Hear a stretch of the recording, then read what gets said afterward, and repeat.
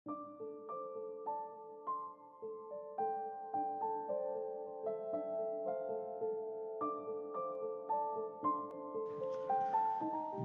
orang kadang beranggapan bahwa mendaki secara solo adalah sebuah bentuk arogansi dan kesombongan, sebuah bentuk overconfidence yang pada ujungnya akan membahayakan pendaki itu sendiri. Bagaimana jika ia celaka? Siapa yang akan menolongnya? Bagaimana jika ia terjatuh? Siapa yang akan mengabari keluarganya? Atau bagaimana jika ia hilang? Siapa yang akan mengabari tim SAR untuk mencarinya? Pendakian secara solo adalah sebuah bentuk antusiasme yang berlebihan. Orang-orang maniak yang melakukan gaya semacam ini dianggap sebagai orang-orang yang tidak berpikiran panjang mengenai risiko keselamatan. Para pendaki solo kerap kali dicap sebagai individu-individu selfish yang terjebak dalam ambisi dan keegoan mereka sendiri. Mereka mendaki hanya untuk membuktikan bahwa mereka tangguh, tak terkalahkan, dan memiliki determinasi yang berbeda dengan pendaki kebanyakan. Di sisi yang sama, para pendaki gunung solo juga kadang diproyeksikan sebagai manusia-manusia yang memiliki permasalahan sosial, yang tidak dapat membaur dalam lingkungan, yang tidak dapat menyatu dan berinteraksi dengan orang lain secara signifikan. Dengan sederet alasan dan argumentasi ini, kelompok yang kontra terhadap gaya pendakian solo menganggap tindakan tersebut sebagai sesuatu yang berbahaya dan tidak semestinya dilakukan.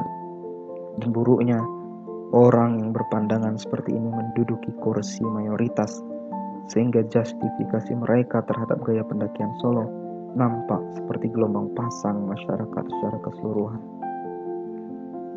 Akan tetapi ada pula bagian dari masyarakat yang memandang gaya pendakian solo dari sisi yang berlawanan.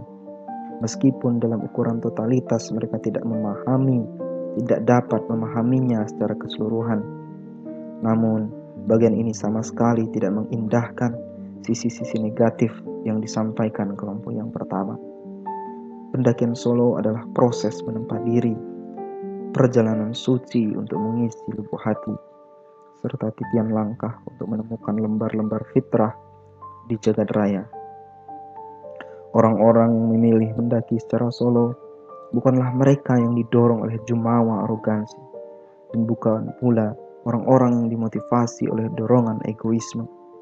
Namun mereka adalah orang-orang yang menemukan ketenangan dan keasyikan, kedamaian juga kesenangan dalam langkah kaki dan kesendirian mereka di atas gunung-gunung tinggi.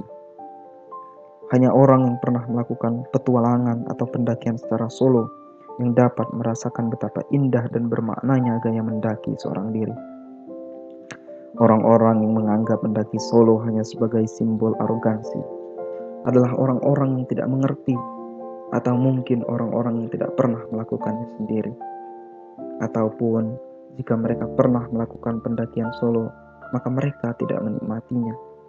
Orang-orang demikian adalah orang-orang yang tidak lagi dapat menemukan kedamaian dan kesenangan dalam kesendiriannya. Mereka adalah orang yang terlalu bergantung pada orang-orang di sekelilingnya, atau pada periode yang lebih modern, mungkin telah terlalu banyak diintimidasi oleh media sosial dan juga kamera.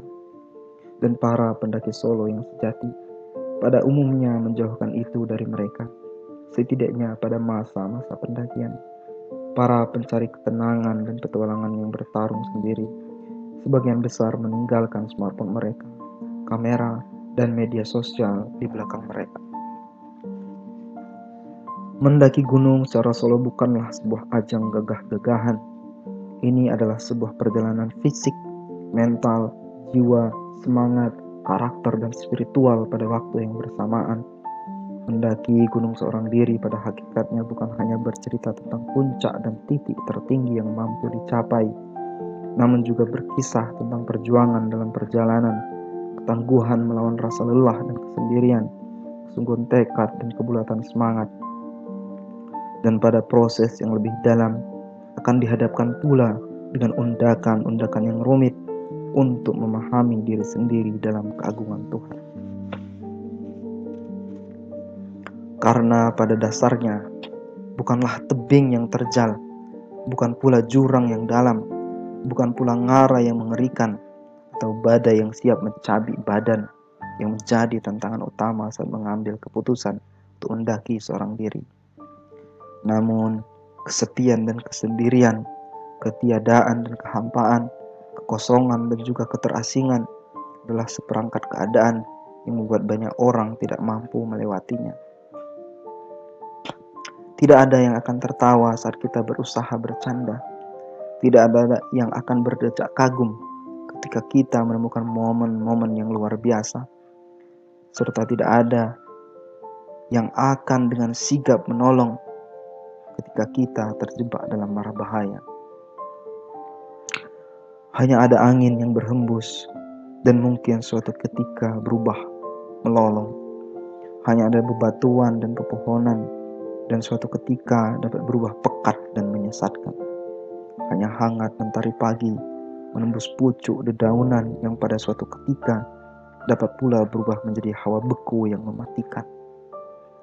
Dan lebih daripada itu semua, hanya ada kesendirian dan keterasingan yang pada suatu ketika dapat pula menjelma menjadi penjara yang seolah memasung rasa bahagia.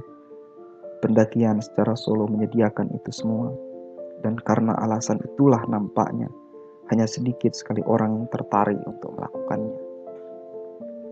Dan karena begitu banyak hal-hal yang ingin dihindari banyak orang dalam pendakian gunung secara seorang diri, maka hanya ada sedikit pribadi saja yang kemudian bersedia terjun dan kemudian merasa nyaman untuk melakukannya. Novel Merapi Barat Daya 219 sampai 223, karya Anton Sujarwo.